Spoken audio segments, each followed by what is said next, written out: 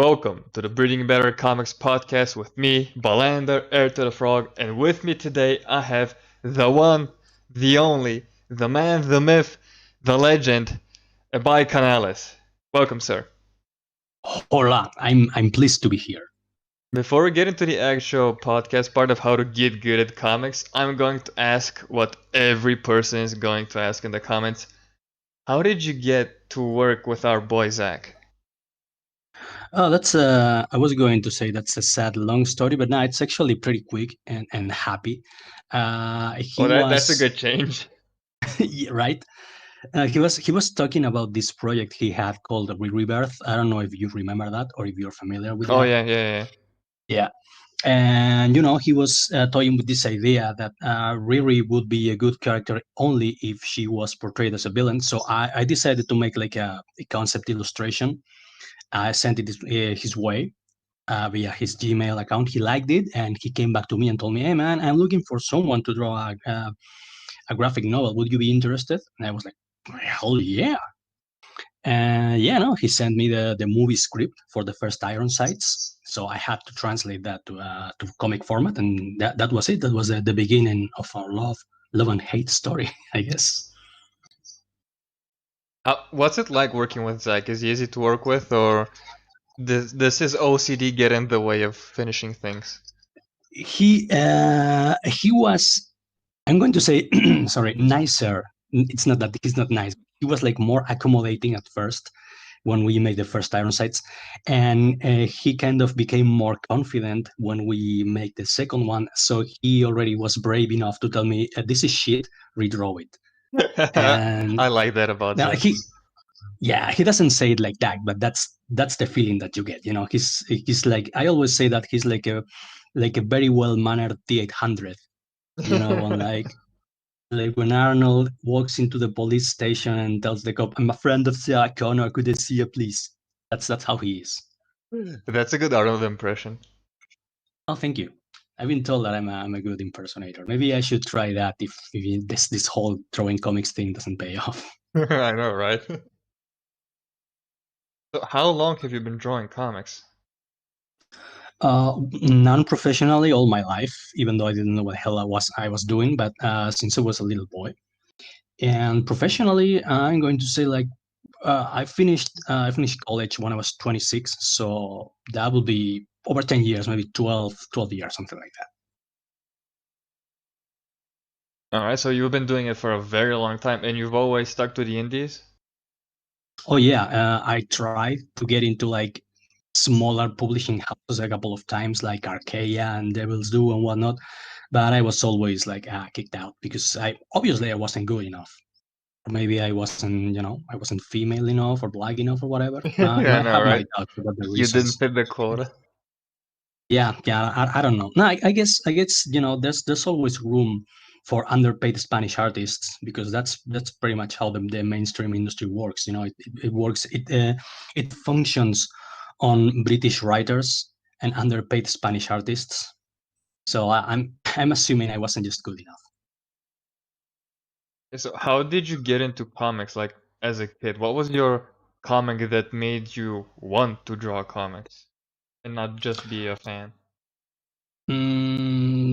That's a good question. I think the exact moment when I decided I wanted to be like a professional and work and do this as for a living was when in the to mid 90s in Spain there was like this comic boom. There was a small publishing house that was putting out like a lot of like small indie projects done by like basically teenage 20 something year old nerds like me. And I was shit, I can do this. If these people are doing it, I can do it myself. So I began like writing and drawing my own projects. They never got anywhere, but at least I got a feel on how to make comics. The whole process of writing the story and penciling and inking it, and just not just doodling stuff on a drawing pad, which was what I was doing until then. Also, you studied not only the art part, but also the scripting part. Mhm. Actually, I think I consider myself more of a writer because sometimes when I was a kid and I have time to do stuff, I would not only like draw quick strips, but I would also write short stories on my dad's type. So yeah, I consider myself more of a writer than an artist, but being an artist is pays better. Oh yeah, for sure. Would you also consider yourself, this is something that Stepan Sejic has said, a storyteller and not necessarily a writer or an artist? Hmm. Yeah, that's a good way of putting it. Yeah, because when I was in my 20s, mid 20s, I really wanted to make movies, and I didn't really care about the format. But to me, a story was a story. Some stories were like made in paper, other stories were like filmed, other stories were like drawn, whatever. All right, I feel like in today's times, it's better to be a storyteller and not have to bring up this whole big team, and you can actually do something by yourself and then probably Mm. branch out. Yeah, I've always been kind of a loner. Even when I made movies, I wanted to be like your John Carpenter type of indie filmmaker, where I would like write, direct, made my own music. Even though I don't have any, I have no idea on how to make music. I will just like other sounds and mix them, and do my own makeup, do my stuff. So because I guess I have trust issues, and I don't trust my team. I like to that's why I like to work alone. So yeah, that's a good way of looking at it. Just make stories, to make whatever stories you can make. Yeah, I see. All right, so this is a podcast about getting good at comics, and God knows we need more of these, especially nowadays. Because it seems that the people who are like 40 or in their 50s, like Greg Capullo, like Jim Lee, like Brett Booth, they're still at the top of their game, and the new age of artists are nowhere near. So Yeah, what yeah, yeah. what sort of things have you seen us rookie artists fuck up on, and how can we make that better? How can we improve on our failure? Well, I can tell you from my own experience, the first thing you should do is look for the right tool, because some people, not everyone likes to move their hands on the paper the same way. Some people like to make like longer, more calmer strokes. I'm like an epileptic mouse. When I draw, I like do really quick, small strokes. So for me, probably the best tool would be a technical pen, like a rod ring, or probably a micron, a really tiny micron. But maybe for you, a brush pen would be better, or maybe I don't know, a crow quill thingy, one of these deep pens. Just that's the first thing you should take into account. What kind of style, what kind of tool fits your personality better. That's because I see people trying to like move technical pens as if they were brushes and stuff like that, and it just doesn't work. So finding the correct tool that fits not only your style but also who you are as a person, Hmm. That's right. this seems like a great start because I have seen people go into, let's say, brush inking, and they just can't. They just struggle too much. Just go use a Yeah, pen, dummy. yeah, that's it. I mean, you're supposed to be having fun and relaxing when you draw. You're not supposed to be going through some kind of calvary because you can finish the thing, or you're struggling with the tool. No, it's supposed to be fun and relaxing. That's why you do it. Wait, so I'm not supposed to be going fuck, fuck, fuck, fuck, fuck while I'm drawing? No, I mean you are allowed like a maximum of facts, because everyone screws up every now and then. Yeah, I do. I'm going to say like a maximum of 3 facts per page. That's acceptable. If that's more, if you're fucking, you're saying fuck more than that, then you have a problem with your tools. So I've been doing it wrong all the time. And now you know. Right, so what other flaws have you seen us rookies do? For example, something that everybody has seen is probably proportion. Mm. Well, I wouldn't say that proportion is that big of an issue. Proportion is just a matter of remembering the values. Like a body for me is like 3 heads. I'm gonna say legs are like 2 heads. It's pretty easy. What I see a lot of rookies do, and this is something that I told um, Captain Fuckhead on his stream once, is I see too many people trying to be anatomically and technically correct, and not trying to be cool, not trying to be awesome. People remember comic book artists, like you said, like Greg Capullo or even Rob Liefeld, not because they're good, but because their stuff is awesome, because it's it jumps out of the page. And it's not necessarily like anatomically correct. I mean, look at Simon Beasley. You wouldn't say that his drawings are like realistic or correct. They're just cool to look at. So I think that's what you should strive towards. Yeah, I have noticed it, and even in today, Rob is still relevant, even though you can say that his drawings have structural flaws or anatomical flaws, but they look cool, especially page-wise when it comes to storytelling. The motherfucker still has it. Mm. So I see a lot of SJWs criticize stuff from Comicsgate because it's not anatomically correct. Like that illustration from Peregrine with the chick flying towards the camera and her hips are like swayed, Oh god, and they're like, that's yeah, so they're like, good though. "Oh, this it's an awesome illustration. That's the point. It doesn't have to be anatomically correct. It has to be cool. And then here's what I was trying to say. They will use their own illustrations as an example, and yes, they will be like more anatomically realistic, but they're boring as fuck. They're incredibly boring, like with flat colors, and like the female form is like really subdued, and it's like no one wants to look at that. It's boring. Yeah, I also always remember Zach's phrase, it's a visual medium. It's gotta look cool, otherwise it's not gonna sell, and we've seen it time and Mm-hmm. time again. Mm-hmm. I remember I got that a lot when I was drawing Ironsides too. I was like trying to draw Esme, one of the characters, because she's Oh, like in the book. She's like, the thick Latina. no, she's not fake Latina. She's actually Mexican in the book. Well, the thing is, I was trying to draw her like more realistically, and when she would scream, I would like draw like wrinkles in her face, and he was like, no, no, no, take the wrinkles off, make her hotter. This is a visual medium. Women in Ironsides 2 need to be extremely hot. This is like a pulp magazine.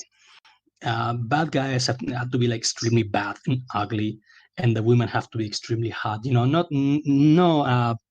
What's the word in English for medias tintas? Like when you stop halfway. Oh yeah, don't No, no don't, half. don't half-ass it. Yeah, don't half-ass it. If you're going to draw a chick, draw her like super hot. If you're going to draw like a bad guy, draw him like super ugly with like massive volume muscles and a big gun, stuff like that. Just don't just half-ass it. Yeah, that is something a lot, and especially in like the new generation of artists, they kind of lose that bombastic factor. Like ever since the image boom and probably the early 2000s, I haven't seen a lot of people go into that bombastic path, and I just don't know why. I understand the need and probably the requirement of the big two, let's say, to be anatomically correct, but you can still be anatomically correct and be cool.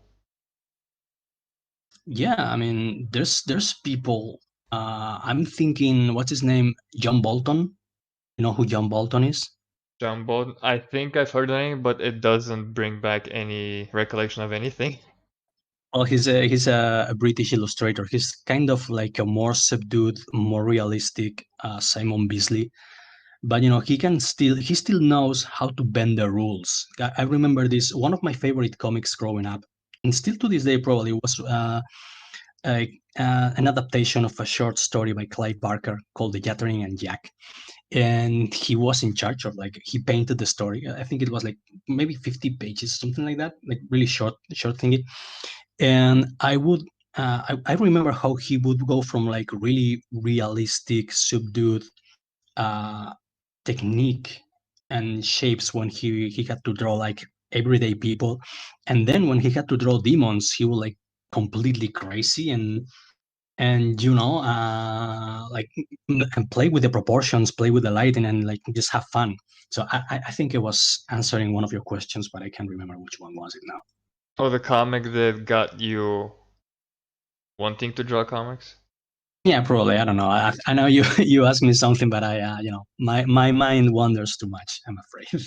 Oh, this is awesome. I mean, this is why podcasts are so good because you can ramble and wander and eventually go back to the initial thought. And it's not Yeah, just the stale email interview like a usual show media would do. yeah. I think I'm probably less informative, but much more fun in person when I have to talk on camera. Yeah, well, we could get that done in the future. Yeah, sure. I'm always happy to show myself, especially shirtless. Girls seem to like me when I'm shirtless. Okay, so beach episode coming right up. Yes. Right, man, what other flaws have you seen as rookies? Or if you want to give examples through your own work with what troubles you have found and how you have overcome them? Sure. I think I have something. I already something brought up. Yeah, I'm sharing something. I don't know if you can see it. Yes, I can see the page with the speaking of demons. It looks like the Yeah. a demon. Yeah. Well, this is a page from SOS Volume One, written by Chimera Comics, drawn by yours truly. And this was from the time when I had already decided that I wanted to use technical pens because I was still experimenting with like dip pens and brushes and brush pens and whatnot. You can see that the lines are like thicker when they begin and they progressively get thinner, stuff like that. That's a technique that I learned, and that's a technique that I like to use, that I feel comfortable with, and that makes me when I'm not drawing, I'm thinking about drawing because it's really cool. It's something that you want to do. So I think that's something that all artists should strive towards, like looking forward, working on your comic, and not just like seeing it as a job that you don't want to do, but they get paid. That you get paid. Sorry.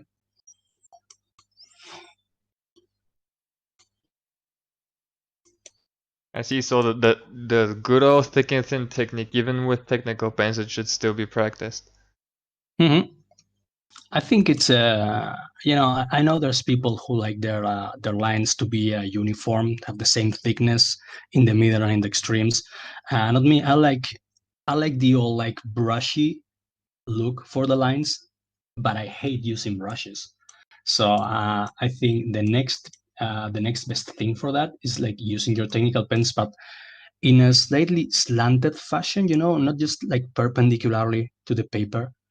I see. Instead of So at an drawing with angle. the Yeah, instead of drawing with the tip of the technical pen, you draw it like with the side of the tip. You know what I mean? I don't know if that makes Yeah, any yeah, sense. like you would do with a pencil to make your line thicker. Mhm. Exactly. That's something that you can do with a technical pen. That's harder to do with like other pens. Like a ballpoint, stuff like that. Yeah. But looking at this page, especially these two panels, reminds me of something that talking about Zach again has said a lot is that the heads on your characters are almost never the same head shape. Did you actively pursue that type of thing in your art, or did it naturally come out as you drew and drew more? Like the shape, you mean like the faces and stuff like that? The what? You mean like the faces are Yeah, all the the same? the face shapes, the skull shapes.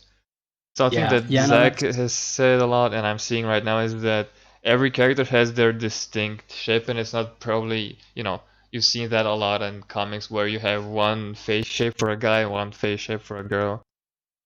Yeah, no, that's totally something I worked on because even though I like 90s comics, mainly Marvel and more Image than Marvel actually. The problem for me was that they all look the same. Like like I don't know, Bruce Wayne and Commissioner Gordon would be basically the same guy. Like Commissioner Gordon would have like white hair and a mustache, but like their facial structure and their jawline and everything, that they basically would be the same character. I always like to like work my like the faces, their expressions, I like to make them like distinctive characters. So for the rookies, would you recommend they start practicing that, or should they be able to first get one shape down consistently from panel to panel? Yeah, I would recommend working on the basic facial structures. There's a lot of really useful tutorials on YouTube. I should know. I looked at them because when I finished art school, I realized I haven't learned anything. But yeah, and go work on your basic faces, like how to draw a face 101. And then once you have learned the rules, once you have interiorized the technique, then you can, as I said before, you can begin playing with the proportions, playing with the shapes, and create your own faces, create your own expressions. That's always something good to do. Alright, man. So, have any more pages to show us? Any more examples? Yeah, I'm trying. Let me see if you can see that. Can you see this guy fighting ninjas here? No? Nope. Is that a Okay, let me. different. Yeah, no, I'm gonna stop sharing and I'm gonna share again with another page because I'm a boomer. I'm not really good, with this whole Discord thing. Okay, how about now? Alright, now I see it. So, there's a pretty lady and. Oh yeah, Okay. yeah. I was supposed to show you a guy fighting ninjas, but maybe this is more illustrative for what I'm trying to say. Like facial expressions. Now that I notice this arm sucks. This arm is too thick for this chick, and she's supposed to be thick, but it's still too thick. But you know what I mean, right? I mean, Yeah, the yeah, yeah. facial expressions, the shape of the cheekbones, they're not supposed to be the same person. They're supposed to have like totally different life stories. So that's also something that I try to convey to my art. Actually, that's a very good thing to say. To to translate someone's life or life experiences into their face Mhm. shape as a character. Yep. No, that's absolutely. I mean, our faces in real life, are like a testament of the stuff we went through our lives. So yeah.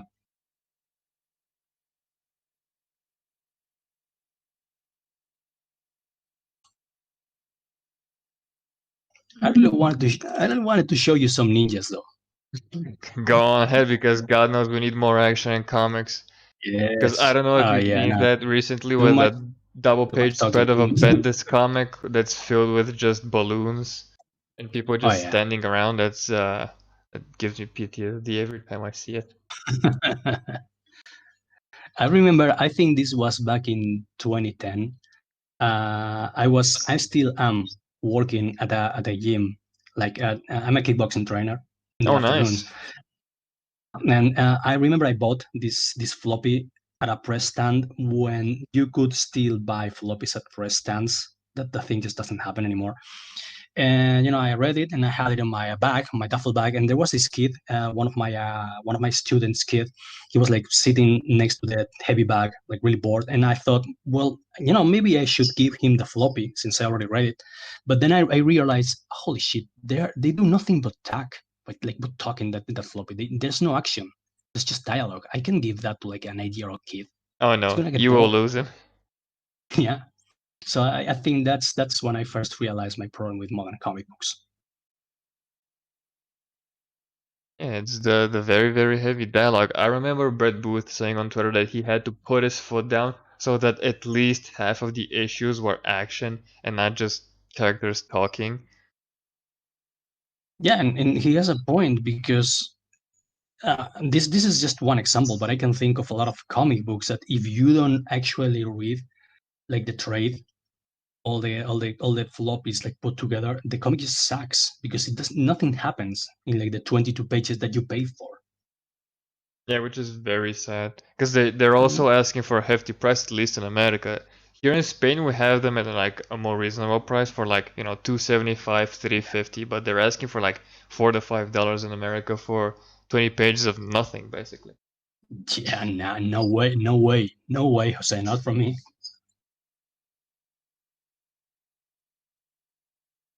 I mean, I'm really digging this page, and there's the action, there's good flow, there's a follow through of action that Mhm. I've seen quite a few people mention that is very important when they themselves are looking for an artist. Yeah, this is mostly thanks to Alejandro Garcia, which is the guy I've been working with on this comic called Johnny Slow, because he's a massive 90s action buff, and he gave me like a ton of movie references for this. I think this was Perfect Weapon, a 1992 movie, I think, with Jeff Speakman, like a guy who uses two sticks. He's a screamer, Nightwing style. So yeah, I mean, he made me work hard on my fight scenes, and I appreciate that. It totally paid off. Oh yeah, it paid off real good. It's translated very well.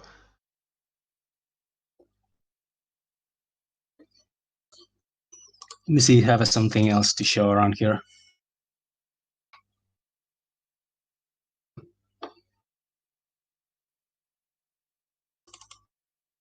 Yeah, I like this shit. Give me a second.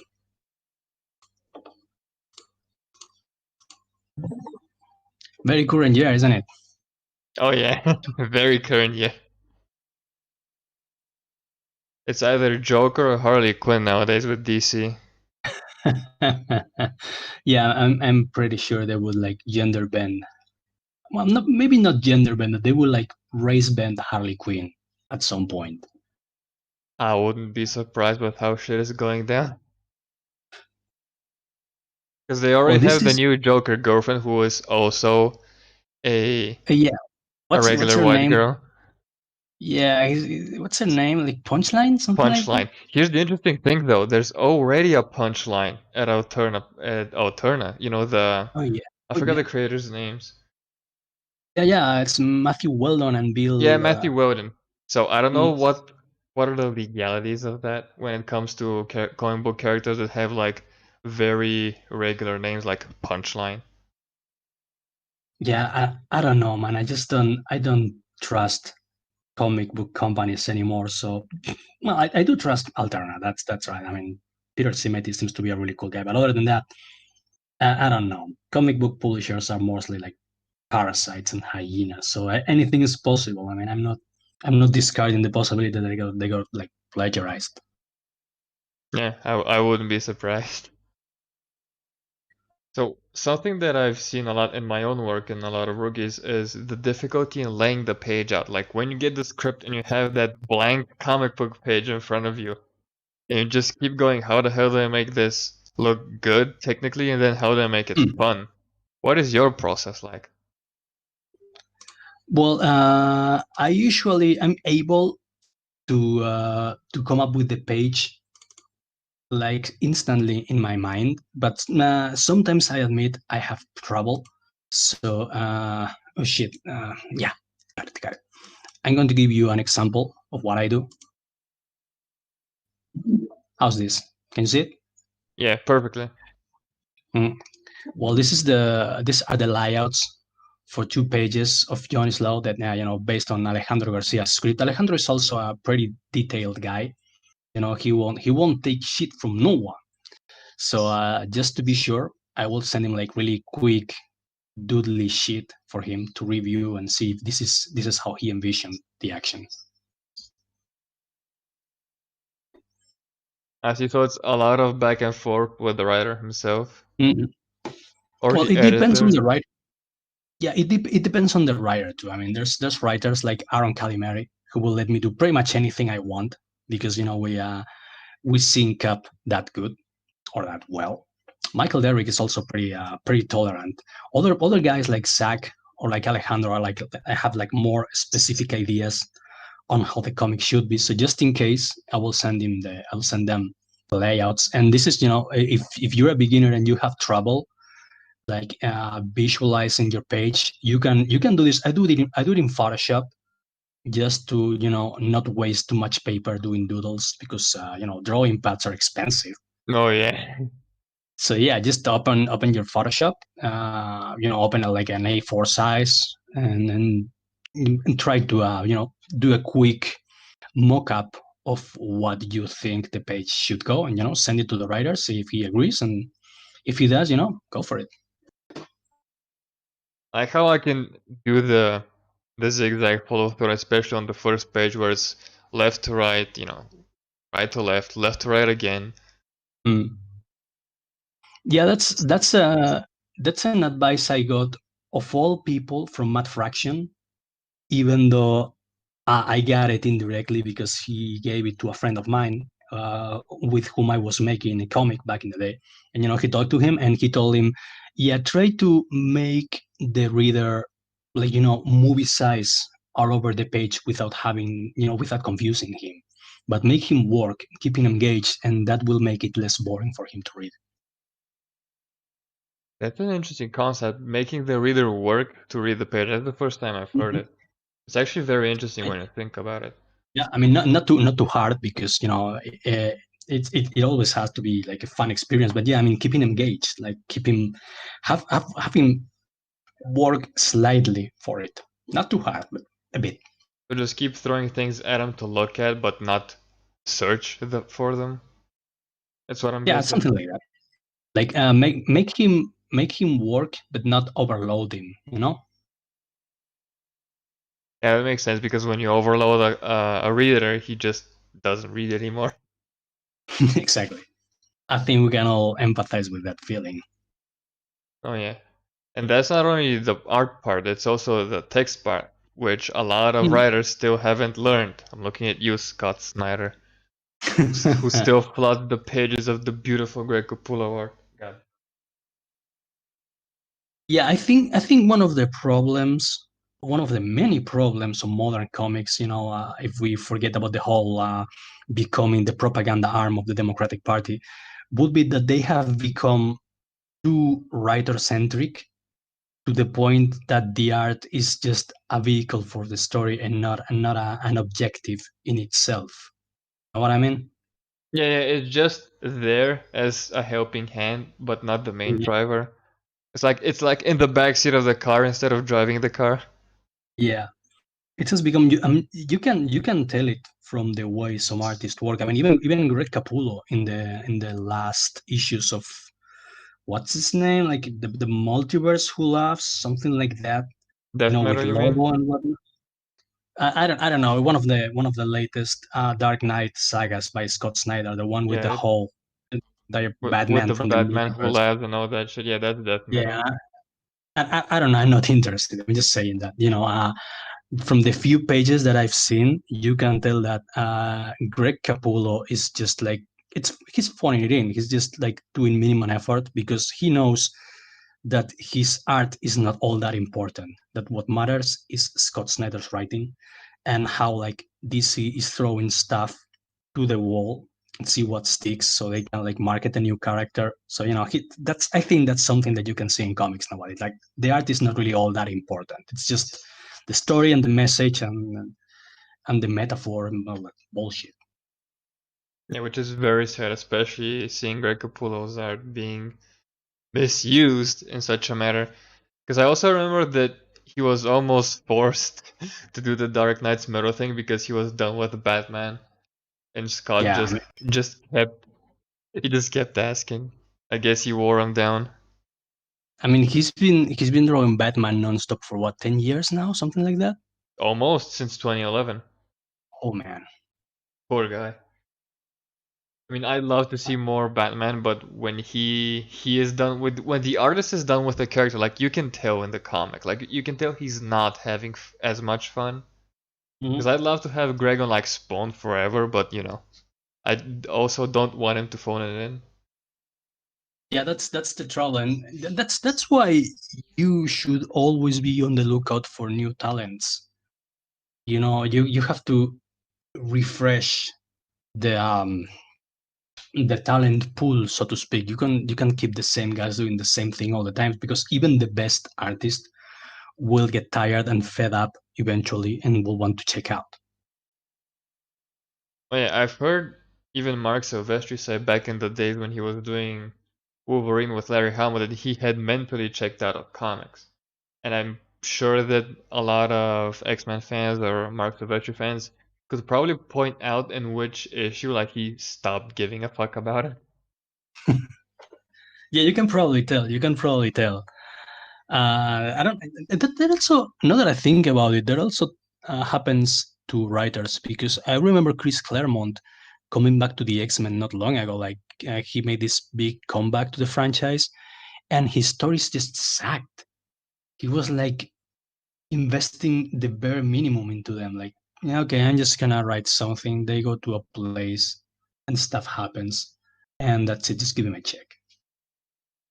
Yeah, and it's very sad when professionals are so disappointed at the companies they work at. They just do minimum effort when they're called in because Chris Claremont like did the X-Men stories that actually matter, and he hasn't done anything of note since. He Yeah. also No, haven't. actually, yeah, no, actually, my first X book that I can really remember that really like impacted me was Mojo Mayhem, drawn by Art Adams. I think this was back from 1989, something like that. And I remember really liking the script, really liking the art, liking the concepts, and it's just really like really cool. And whenever someone brings up the X Men, I'm always like, yeah, Chris Claremont, yeah, right. That's like my go-to writer for the X Men. Yeah, I'm genuinely afraid to recommend an X book that's not written by Chris Claremont. Mm. Like maybe the Hawks Pox thing of last year with I forget his big brain name, the guy who's currently writing X-Men. I heard that was fun and the X fans loved it, but ever since then it's complete and total garbage. Yeah, that would be like Jonathan Hickman, I think. Oh yeah, Jonathan Hickman. I don't know. It's not my thing. I remember reading a comic written by him called Red Wing. It was kind of like Star Wars, but with time travel and whatnot. Like maybe 10 years ago, something like that. And I didn't really like it. I mean, I thought the concept was cool, but I don't know. It felt to me like the Marvel guys forced him to wrap the story up like really quickly, and he didn't have time to develop it. I don't know. I'm just saying that I never really liked the guy. I can see that. So something I've seen a lot in mainstream comics, besides that there's no action, is that the style in a lot of these artists is pretty similar, if not the same. Like there hasn't Mhm. been anyone who is new and has broken out. Like for example, Todd McFarlane did, and all the Image guys did. Yeah, there's no new superstar artists like they used to say back in the 90s, right? Like, Oliver Platt, not sorry, no, Stephen Platt. Oliver Platt's the actor. Stephen Platt used to be like the rising superstar artist. Or I don't know. I remember Nick Manabat. Nick Manabat from Cybernaut was amazing. It was insane. And he was a rising star too. He died sadly of brain cancer, I think. But yeah, you don't see that kind of thing anymore. There's no new rising superstar artist, right? I mean, they all draw like I always say that they use this airplane safety manual style Oh, right. by which, yeah, it's like informative and that's it. I think Like you someone who could be considered but hasn't been quote unquote named a superstar artist is Jorge Jimenez. That's drawing Batman currently. I don't know. I never heard about the guy. See, that's how disconnected I am from mainstream comics. It's probably a good thing. Yeah, they probably hate me anyway. I mean, if you read the Spanish comic book press, the very few times that they mention me, everyone in the Spanish press wants to beat the shit out of me for some reason. Dude, I looked into getting into European comics, in the EU scene to draw comics. I couldn't find where to go. Everything was either creator owned or it was, like editorial and shit. But how Yeah, can no, we how can you advise rookies to not get into the airplane safety mode of art? And how do they develop something that is not only cool for everyone else but also makes them stand out? Because your style is also very noticeable. Like when you line pages up, you can tell that this page is yours, this page is John Malin's, and so on and so forth. yeah, that's something that I would advise every artist that they develop their own recognizable style. I think it was uh, yeah, what's his name? Graham Nolan from Bane fame. Yeah. He tweeted like the I think it was like 4 stages Oh, of I the saw mainstream that. artist. That is Yeah, so big. like the first stage is who is Graham Nolan. The second stage is get me Graham Nolan. The third stage is get me a Graham Nolan. And the fourth stage is who is Graham Nolan again. Like, if you have like a non-particularly noticeable and distinctive style, you'll become easily replaceable. And I know I said that artists should be replaced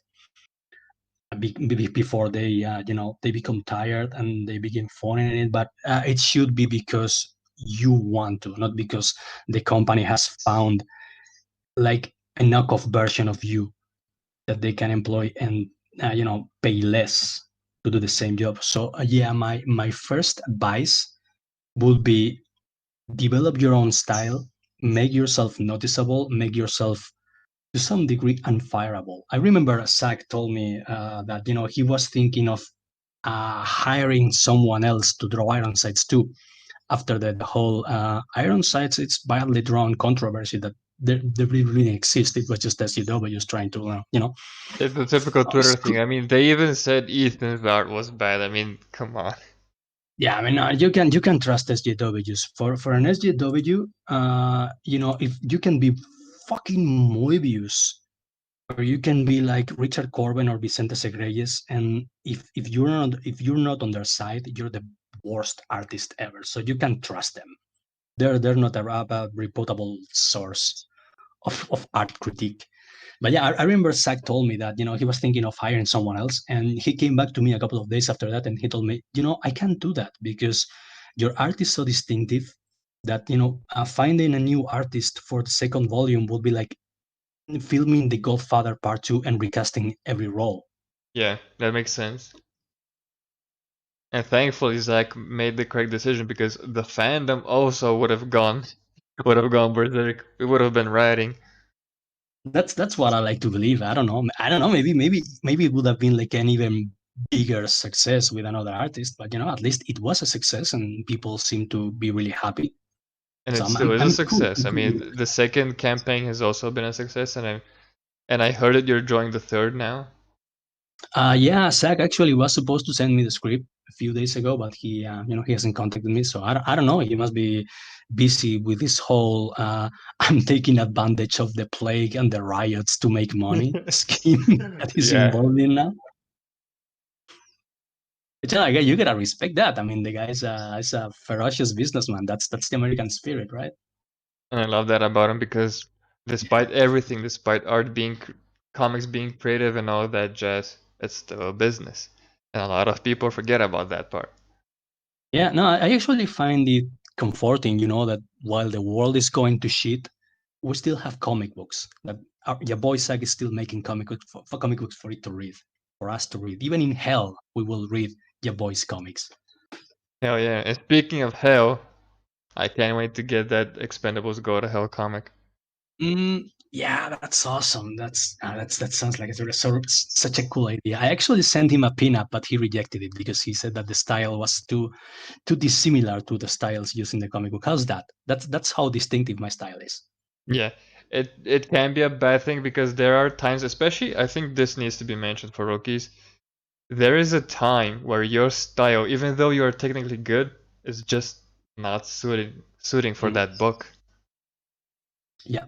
No, that's completely true. And that's Zach also told me that about the first Iron Sights, that the reason he contacted me, it was because I was really good with my acting and I could read like regular people doing regular stuff, like a mid-40s guy with a pot belly. Because he told me that he knew a ton of like superhero style artists, but that's not the kind of art that he wanted for Iron Sights. He wanted something like grittier, more quote unquote realistic, So yeah, even though if you might be good, your style might not be the right one for the project. So how do we tell rookies to go in and develop their style? Because I've seen a lot of people be like, I don't know what to do.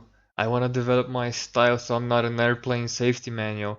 But what exactly do I do? There are people who just need that, like the step-by-step process of things to do. How would you Ah, advise them to go about it?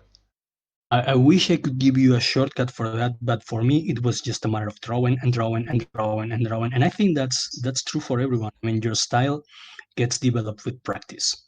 So, draw every day, even if it's, some doodles, or you're trying to, like, I don't know, maybe draw a portrait of an actor you like, or like replicate a scene, like an action scene, a page, stuff like that. Just draw every day, and slowly you will realize what you want to do, what you really want to do, how you want to do things.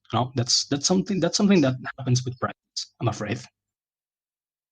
Yeah, so this is the the tough luck part of it. Just takes time. Yeah, no, there's no shortcuts to getting good. You have to practice and wait. That's all it is. Yeah, even Jim Lee needed time to develop his style. Hmm. Oh, Jim Lee actually is a pretty interesting artist because he began as your, I'm gonna say, run of the mill, not really, but but like the typical superhero artist from the late 80s, early 90s. And then he went through like a Frank Miller type phase in the 90s, and he drew Death Blow. I don't know if you're familiar with that comic book. No, I was born Well, in it's '92, so a lot of the '90s comics were out of my reach. oh shit, you're a little boy, and I'm so old. Oh shit. Well, yeah, no, actually, I think this comic came out in '92. So yeah, it was a story, of a terminally ill soldier that gets involved into a war between heaven and hell. That's pretty much the loose plot of the story. And I remember he decided that he had gotten bored with the whole superhero style, and he tried different stuff. He tried like more chiaroscuro type of art, like drawing only the shadows, and like using brushes instead of technical pens and stuff. And now I think he's gotten back to his superhero style, but for a while he was like a really interesting artist because he was trying new stuff, like really experimental and whatnot, and I like that from him. Yeah, there's something very interesting when you follow an artist's footsteps when they start trying new stuff. Because you can see that they're really not just having fun, but also playing with everything. Mhm. Yeah, and those were like the image days were the crazy days of comics when everything went, and all these crazy guys had broken free from Marvel, and they were trying their own stuff, and they were free to do anything. So they would come up with like really crazy stuff, like really experimental stuff, and that's something that I miss from comic books. That that at least I see in Comicsgate right now. Yeah, I see this very, very often where you're going to see your run-of-the-mill, let's say DC Comics, and it's like, okay, it does the job right, but there's no X factor, there's no oomph to it. And meanwhile, there's a Comicsgate book that's like doing this crazy thing, and it's good. Yeah, I think that's the core issue, that no one in comics, in mainstream comic books, at least right now, is really enthused about what they do. They don't have any enthusiasm. They're like, going through the motions. The writers are going through the motions. The artists are going through the motions. Half of the writing staff are writing comic books, as success, as a stepping stone in their way to Hollywood or to Netflix. Whereas in Comicsgate, even though some of our comics may suck, I don't know, at least we really want to do it. They're comics that, they came out of our hearts, like a Gash or Black Blood. Yeah, it's a comic made to be a comic. That's it. It's not a pitch. It's not a cheap storyboard for like an animation or something. It's a comic made to be a comic, and you can tell. Mhm. Absolutely. That's where Comicsgate surpasses the mainstream industry. In the fact that we actually want to make our comics. We're excited about our comic books. Yeah, I actually had this back and a very short back and forth with Rob Liefeld on Twitter, where I said it Comicsgate is like Image 3, was it Image? I think I said Image 2.0, and he said I disagree, and I went, you can disagree, that's okay, but Comicsgate not only offers freedom, Mhm. it offers the thing that I don't see in mainstream comics, which is I think the most important thing about making sure that there's a new rockstar artist, that the business itself just continues forward, is the nurturing of new talent. Because in Comicsgate you can have a first time writer or artist, like a complete rookie, break out like with Sweetcast. Like the guy is like the first Mhm. time writer in comics, and he broke out in a very noticeable success. Yeah, and I always bring up people like Michael Derrick, who he was a first timer when he first launched the Abductables campaign, and his second campaign is been even more successful, and I hope so that the Abductables 2 is going to be even more successful since I'm drawing it. But yeah, I mean, uh, Rob Liefeld might disagree, but I totally think that Comicsgate is Image 2.0, especially considering all the talents, all the mainstream talents that have gone Comicsgate. Because even though if they may not want to admit it, you know, what's his name? Sean Gordon Murphy's Comicsgate. Graham Nolan is Comicsgate. I Actually, I mean, think he actually. Grant Nolan admits it. I mean, he So there you go. Even though they may not want to admit it, Comicsgate is Image 2.0. It's like the really talented people going, fuck you, mainstream comic books. We don't need you. You need us. We're going to go and, we're going to build our own casino with blackjack and hookers. yeah, and I just remember the last part, which I also think it's more important for the fans more than anything because back when the Image days came out, like DC and Marvel were like mad. They were fuming because they were losing all these artists, they were losing all this money, and it's the same with Comicsgate. Like, hoes are mad at Comicsgate, and I think that's more important to the fans because you have this. I would like to think that it's a friendly rivalry between the different fandoms, like the DC versus Marvel and whatnot. And Comicsgate fans are like on top right now because what are you gonna do?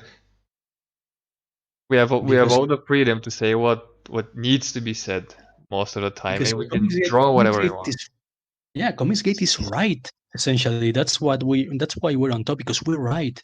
Mainstream comic books suck. They've been absorbed by these massive corporate entities like Disney or AT&T who just don't give a fuck about comics. And the difference between what happened at Marvel and what's happening now, it's that back in the day, Marvel didn't even think about smearing the people who left them as Nazis and misogynists and racists. They were like, they had to suck it up. Yeah, and thank fuck for Todd McFarlane, who is one of the very few guys who still recognizes that it's so thanks to the fans. Like you saw with the Spawn 300, where he was like shaking hands with people who were coming into his presentation or whatever it is. Like he knows because he learned that from Stan Lee, and Stan Lee, bless his soul, also knew that it's for the fans, by the fans, and you're only here 75 fucking years later because of the fans. And Absolutely. you disregard your fandom at a peril. Like you can see this with Star Wars right now. Yeah, I mean, comic books were always a relatively minority thing. Like, at least in Spain, reading comic books was a nerd thing. So, you knew that you had like a really small but faithful audience. So you really needed to take care of them because there weren't many of them and they weren't easily replaceable. So, you had to treat them like princes, basically. You have to treat your audience like royalty. And so this should go as a very important lesson to any rookie. Do not flame your audience unless you're just memeing around like Donald DeLay does, but that's his shtick. It's established. If you go around just calling your audiences Nazis and whatnot, you're going to lose them. Just remember that your audience is just you minus success if you become a comic book artist, and that's something that I always keep in mind. I mean, I was like the guys, I still am actually, and just better paid. I was like the guys following Zach on YouTube and following EBS on Twitter. I was just like them until one day one of them offered me a job. That's all it is. I mean, I'm not above them. I don't consider myself like they're superior or like in a position to preach to them. That is actually a very great quote. The artist is the fan without the success. That is actually a very, very great quote that it should be spread very wide, especially to rookies. You need to burn this thing into your brains. I mean, me included, because I'm also a rookie. I'm still a rookie. I mean, I've always been at this like for 3 years now. But you've been drawing for like professionally for like 12, so I don't know. Yeah, okay. Yeah, okay. I've been drawing over 10 years, but like working for the big guys. Let's say Zach. I consider Zach a big guy. for like three Yeah, I years was now. about to say that Zach, especially Zach, has become the new aim, the new goal for the up and coming artists. Like before, it was like an X book in like the 80s and 90s, and now it's a Jawbreakers book, or a Zach book in general. It went from an Mhm. X book to a Z book. Yeah. No, that was it. That was it. And this saga has become. I'm not going to say Stanley 2.0, but it's pretty close. I think that would be Todd McFarlane maybe, or maybe Yeah, even Peter Cimeri. Peter I, Cimeri still has like the access to the bookshelves like that, to the LCS. But Sachs up there. Sachs comic book history. That's why they tried to smear him like then what's his name, the Jim Jeffrey show. That's why the whole Whisper Network and the whole secret groups against him, because he's a big guy. He's a big name in comics. he is punk rock Stanley. You heard it here first. I like to think that I'm working for Stanley 2.0. I don't know. Just that's just me. That's just me. I mean, yeah, every time you hear Zach, and this is something that a lot of rookies need to take home, he always talks with enthusiasm, even though he might be critical of like his own artists or other artists. Like it's always from a place of love because he wants comics to be great. Yeah, that's something that I always say about Zach. He can be as abrasive as this. I think it was Sean Bury. I don't know. Someone called him abrasive once, and something that I always say about Zach is, he can be abrasive and maybe even rude to some points, but you have to understand that the guy doesn't have a single mean bone in his body. He's a farm boy. He just loves comics. He just makes to make comics better. So I don't think anything he says comes to a real place of hatred, unlike the people who are trying to destroy him. Oh yeah, like even when he was calling people retarded and autistic, like back in 2017, it was still not mean. It was still I shits and mean, giggles, and the, he's abrasive about he comics because he loves them so much. He's like, fix this fucking thing so I can give you more money, you retard. Yeah, no, I remember him saying that he wanted everyone to be rich and successful. Everyone, even the people at Marvel. And Yeah, which if is if they something only that you do not hear talked about today. Not just being rich and successful, because people just go into comics to be in comics, and they go on this whole tirade. If you're into comics for money, then you're in the wrong business. I mean, I know that comic books typically aren't going to make you rich, but I mean, if you don't want to make money off your work, just go work at a mission somewhere. I mean, don't you have bills to pay? I have bills to pay, and I live with my parents, but I still have bills to pay. Yeah, so take this home, fellow rookies. Love your work and make money. You gotta wanna make money because you'll end up being that $20 per page artist, and that does not pay the rent. No, that isn't a way to support the industry, because when you're underpaid, you don't take your work seriously, you half-ass it, and that affects the industry. So always expect to be paid a decent salary so you can put out decent work and keep everyone happy. So with all this talk about money and success and payment, there's going to be the inevitable question: how does a rookie get paid? How does a rookie find a job? Well, I can only tell you my experience, and I was lucky enough to work with people. That's why I like American people, because American people will tell you what the deal is beforehand. They will tell you, "Hey, I look at your rates, and I think they're affordable. So how about I pay you this much for this many pages?" And that's my experience. But I think that's what you should be looking for. Maybe a small publisher, maybe a friend who has had some experience in comic books, but always work with people you trust, or with people that they have a history, that they have some kind of positive reputation, because there's a lot of people in comic books, especially in mainstream comic books, who will try and rip you off. And I have insider friends who tell me, like, late payments or plain not payments are pretty commonplace in the industry. Oh yeah, we've heard those type of horror stories where you've worked for like 6 months, you got nothing from it, and it's a it's a very well-known publisher, and it's all gone to shit.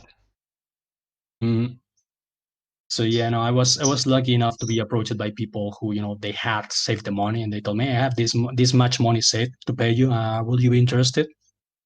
That's my experience, and I think that's what everyone should expect as an artist. Well, I don't know if they're gonna happen again, but what about conventions? Have you ever done any conventions? I was in a convention once, actually, in here in Bilbao, the Gecho Comic Convention. I was invited by a local town hall because that's how you get paid in Spain. You draw stuff for the government. You draw stuff for your town hall. So I won a series of local comic competitions, and I was invited by them. And I was just sitting there at the stand drawing stuff. Like I was drawing a comic at the time for myself. So I said, okay, I'll go draw my comic, and instead of drawing it at home, I will draw it at icon. And yeah, no, I got approached by a couple of nerds, and they asked me stuff, and I told them, draw with a blue pencil so that the scanner won't pick it up, stuff like that. Well, nowadays the blue pencil thing can be fixed quite easily, but yeah, I get that advice a lot. Especially for the people who are traditional, they do need to keep things like scanners in mind. Mm. Oh, scanners are definitely the most useful tool for an artist right now. Well, especially if you don't want to send your originals through mail. Alright, so what about you approaching as a rookie, you approaching people for work? Are there any like Facebook groups or threads or where would a rookie go to look for a job? I would say if you're not into Comicsgate, try message board. I have a couple of them right here that may be useful, like swol.org, cyol.org. That's a good place. It's a message board of people looking for artists and writers for the projects. And what else? Digital webbing. Yeah, digital webbing forums. I remember getting some well-paid jobs on those message boards. So yeah, if you're not in Twitter and you're not into the whole Comicsgate network thing, try message boards. Right, I actually want you to send me those on Facebook later so I can add them in the description because I don't want to forget.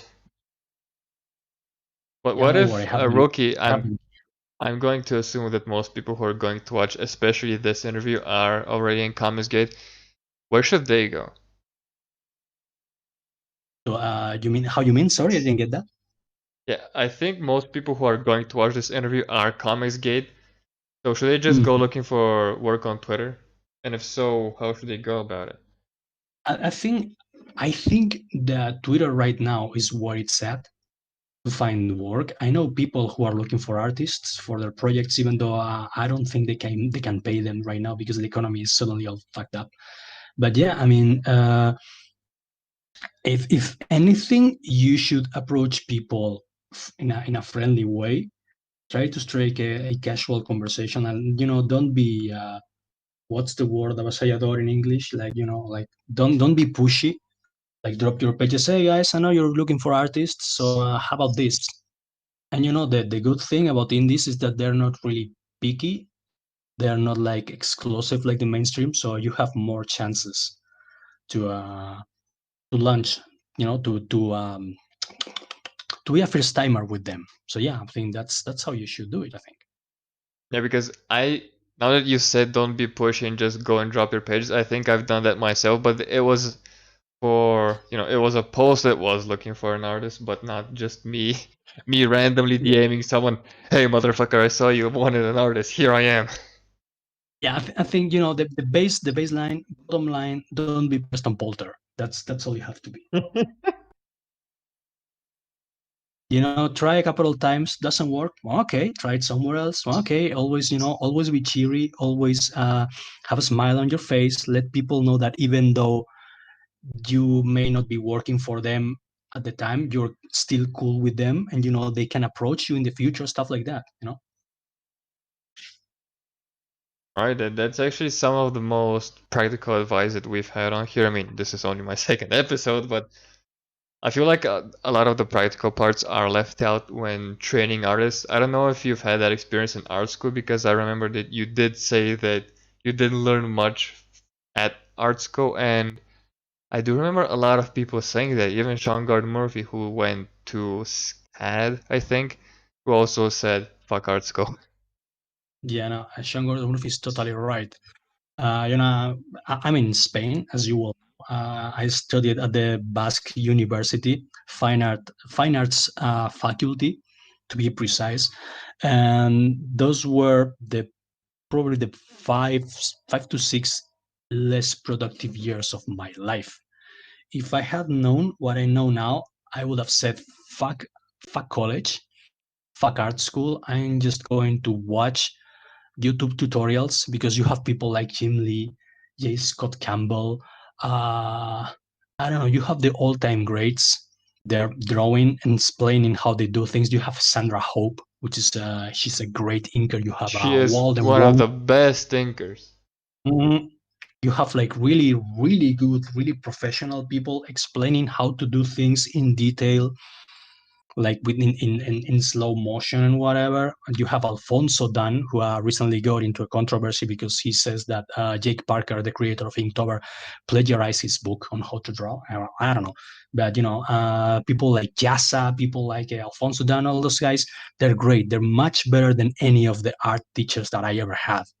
Yeah. So yeah, no, art school is a scam. And it's not even just comics. If you want to learn how to draw from the start, there's a lot of channels. You have Modern Day James, you have Proco, who is like Yeah, notoriously famous with his head drawing tutorial. yeah. No, I learned a lot from the her tutorial from Proco. Yeah, he's a great guy. Right, man. I'm out of questions, so if there's anything you want to talk about, like literally anything, just feel free to rant even. Okay, I don't know. I just try and plug Johnny's Law, which is the latest Indiegogo that I have running. The one about the ninjas that we spoke about before. And I don't know. Just go back it. Go back it. We need more. We need more people backing it. So Also, far, what was no. the campaign name again? Johnny's Law, Johnny Sloan Indiegogo, back it right the fuck now. because Canales knows where you live. He has your address from all those books that you have backed. He will. I will pull a silent Bob and Jay Oh, strike sorry, back at the end of the James movie. Silent Bob. I fucking love that bit. Yeah, I'm gonna go home for home, house for house, beating the shit out of everyone. Could them back Johnny's Love. All right, man. Where else can people find you?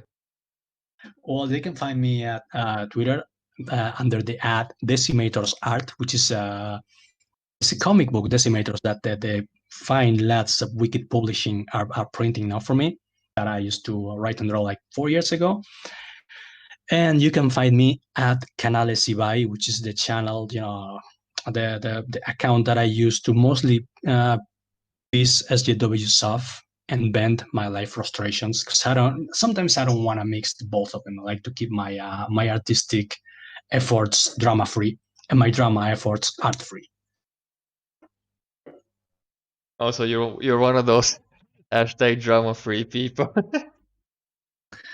I mean, Uh, I know that drama pushes sales, but people can only take so much drama.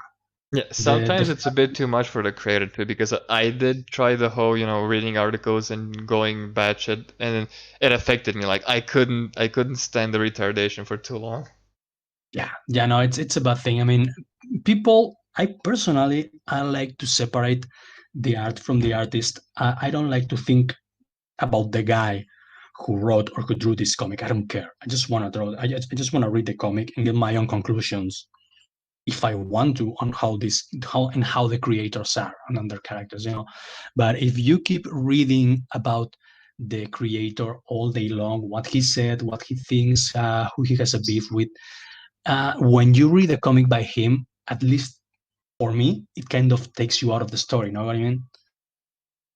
Oh yeah. Especially, for example, like Scott Snyder recently, when you see all these bubble-filled pages, and then you look at his crowdfunding campaign, and you're like, well, motherfucker, You're just throwing all this shit into the mainstream, and then you're doing all this cool stuff on the side. Like, why are you doing Greg so dirty like that? Yeah, you can just stop thinking about how much of a dick he is, and that ruins the experience for you. All right, man. Oh, I'm gonna let you go. Thank you so much for showing up, and on a very quick notice with doing this, because I was actually expecting that you'd say, okay, I can do it like next Monday or something. I didn't expect for it to be this quick. Oh yeah, well, I'm on semi vacation right now in the Mediterranean. I have no plans. I'm just trying to finish a page for Artemis Worm, but I'm taking it easy. So yeah, let's why the hell not? Let's just do it. All right, man. I'm happy to have you on anytime you want to talk to rookies again, or if you have anything new to plug, just let me know, and we will do this again. Sure, it'll be my pleasure. It's been a great experience. It's been fun, man. Thank you so much again, and I'll be seeing you around. All right, thanks, man. See ya.